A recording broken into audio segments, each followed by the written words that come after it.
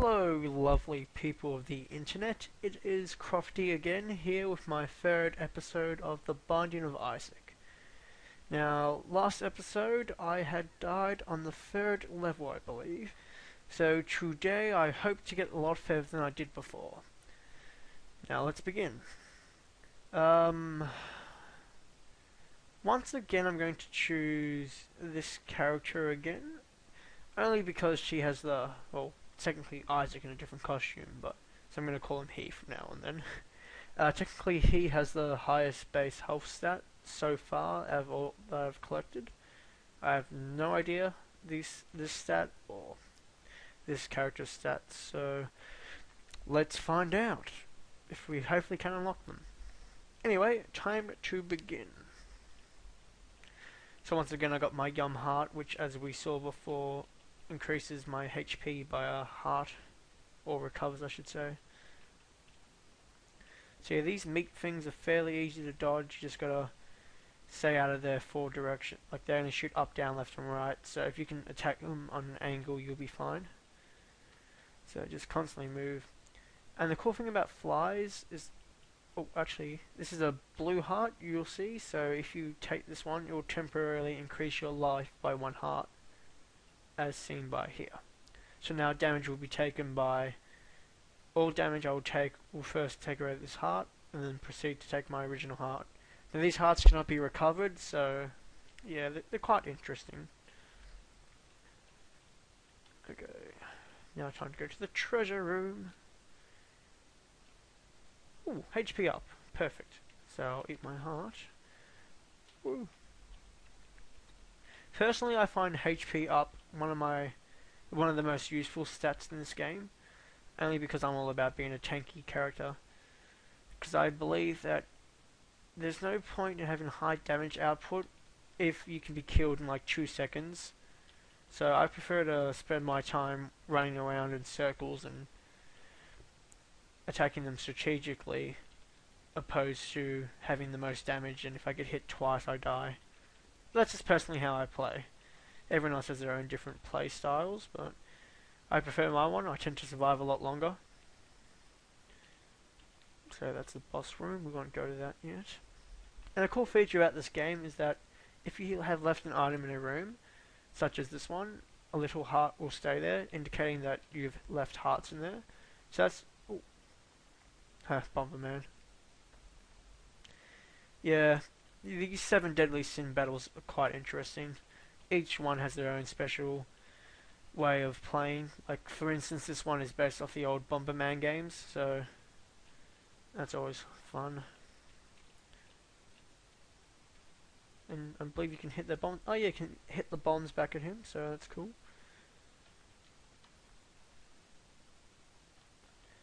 I always just love Bomberman. It's a fun multiplayer game, especially killing your mates.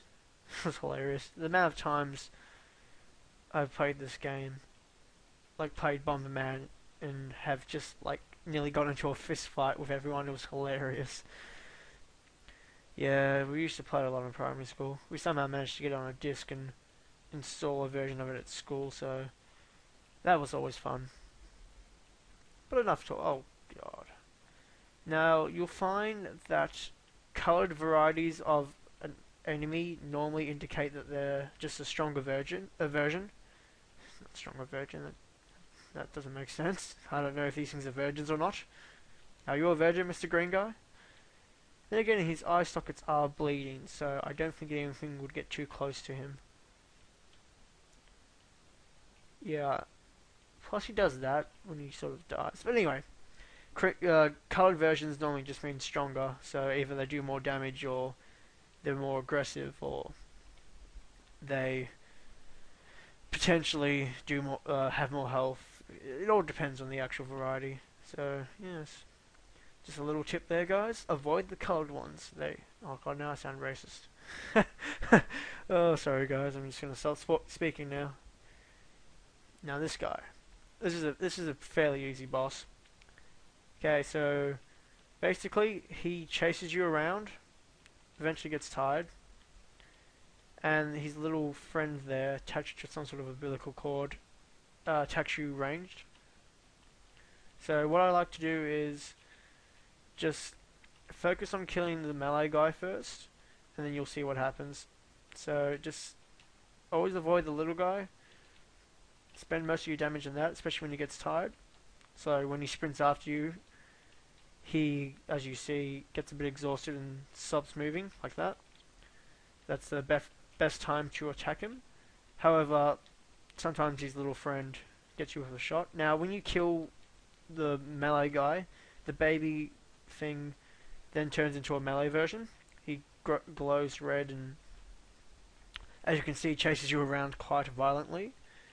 So, yes, I'm not sure if you do it the other way around, but I'll have to test it out one time. And he is dead. Woo. Mom's heals. Yay! I don't know how high-heeled shoes increase my range, but I'm not complaining. Woo. Level 2.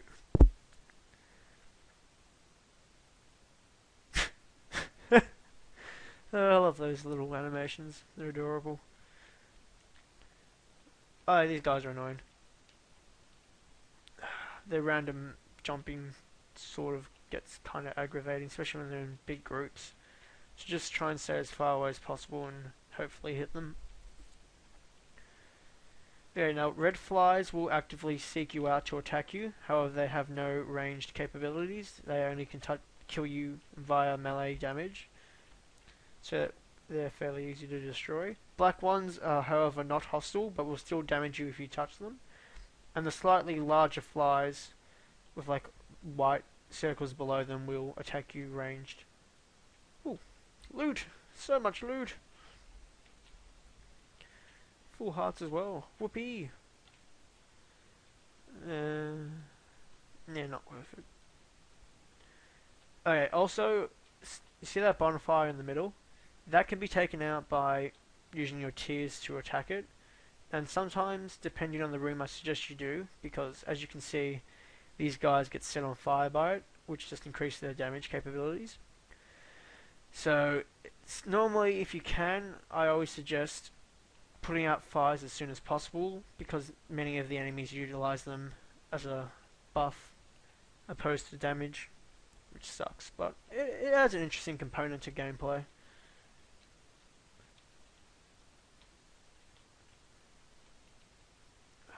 Good thing I have a key. I can pick up that treasure room. Now I think I have like slight symptoms of OCD because there's the boss there, but I refuse to go to the boss until I've explored every other room. What can I say? I just like making sure I have everything in the room, in the map before I leave. Woo! This will basically make all items slowly gravitate towards you. So that's always good, especially when they're hidden, when they're destroyed, covered in blocks. That's normally when it's like, for instance, I would now be able to obtain these coins without having to waste bombs. So that's a neat little item. Okay. My suggestion here is to take out the most damaging individuals. So, since these fly guys, they don't actively harm you, take out the guys who do harm you the most. So, but that's just what I tend to do, just my little play style. Everyone has their own unique play style, so I just offer mine as a bit of advice. See what. And looks like these ones have bombs inside them. So I guess if they don't have flies coming out of them, they're bombs. It's probably a way to tell the difference, but oh. And I just found out that the magnet actually attracts enemy bombs as well, so. Ooh! Tarot card. And yes, in like the Zelda-like fashion, there are secret hidden rooms that you can explode with bombs. So for instance, this one was opened up, which I'm quite happy about. It even looks like the old Zelda rooms, like, you know, how in the first original Zelda game, you'd walk into that cave and there'd be a guy with a sword, so. It's a nice little feature that they've done. I appreciate it.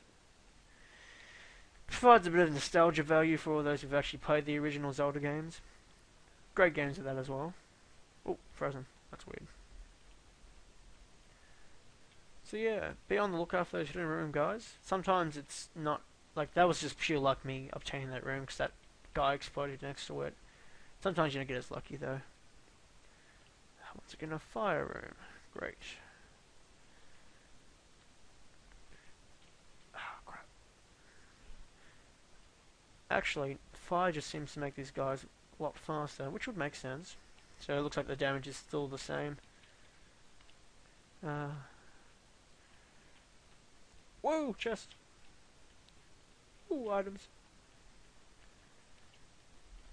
Now time to beat the boss.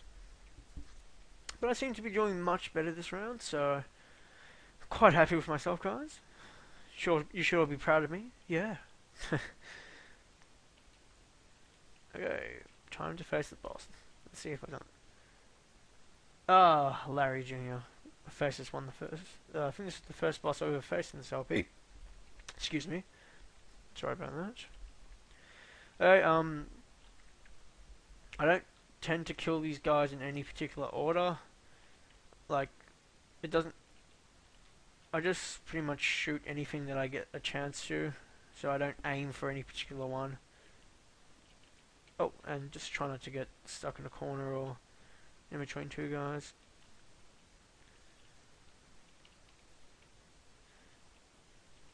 So you gotta be careful with these guys, with these bosses as you increase the levels. So, say if I were to verse this guy on my first level boss, he'd be a lot easier. So as the game gets harder, the bosses may stay the same, but the difficulty increases. That makes sense. So fairly basic stuff, but sometimes it's easier to have harder bosses first, because then they'll be a lot easier to deal with, opposed to really hard ones later on. But normally all bosses can be easily defeated. You just gotta know their attacks and how to avoid them. And this guy is a bit hard because his paths are normally random, so you don't know what's going on. Zephyr is good because if you destroy his poo, you can sometimes get items. It's always good. Therefore, I wouldn't trust a heart that was covered in crap, but you know, who knows? Maybe Isaac is a lot less discriminative than I am. Dog food, increase health. Whoop. HP up. Nom. The keys.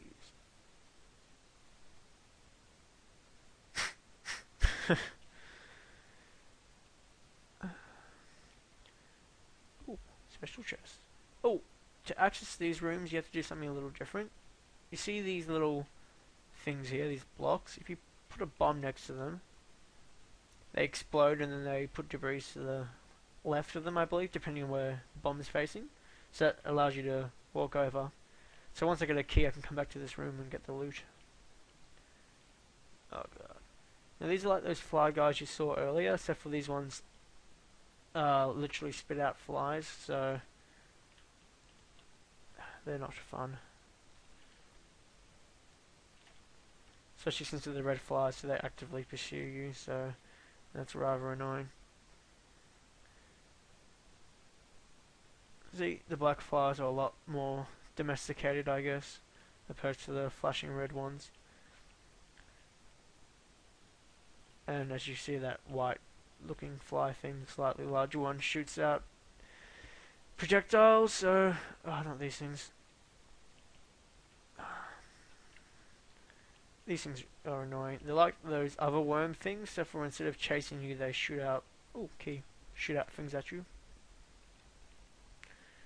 Though they do look adorable, I have to destroy them.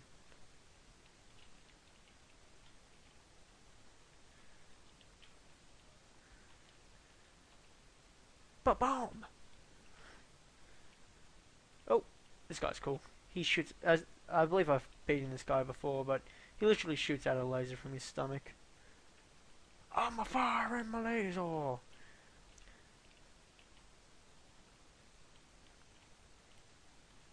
So if you see him reach for his stomach, just move to the right or left.